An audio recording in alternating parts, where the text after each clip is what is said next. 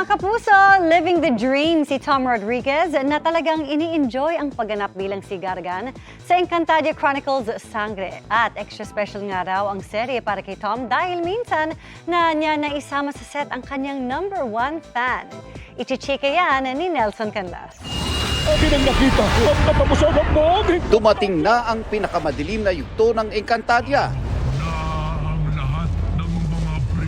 Dahil ang 4 na brilyante, makukuha na ni Gargan. Feel na feel nga ni Tom Rodriguez ang pagganap bilang Gargan sa Kapuso Telefantasia na Encantadia Chronicles Sangre. Avisala, Nelson. Teka, tamo na. As sarap. Lagi may kilig factor whether yung mga Kambaldiwa, yung New Gen Sangres, OG Sangre.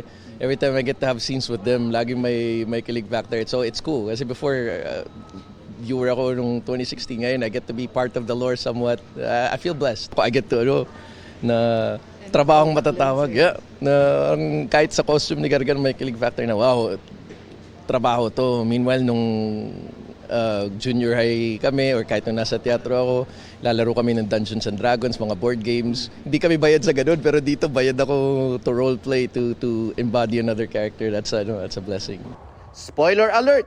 Aalis na raw sila sa mundo ng mga tao para ituloy ang puksaan ng mga sangre laban sa mga kampo ni Gargan.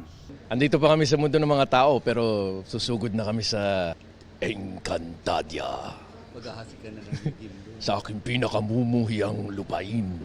Ikinwento ni Tom na malapit sa kanyang puso ang Encantadia Chronicles Sangre dahil maging ang kanyang baby na si Corbin. Napapanood daw siya sa telebisyon at minsan na rin niyang isinama ito sa set. May isa kaming taping na fight scene lang namin ni Bianca.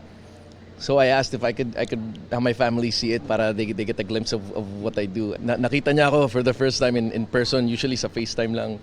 And hindi siya takot at all. So it was a cool experience. Nelson Canlas, updated sa Showbiz Happenings.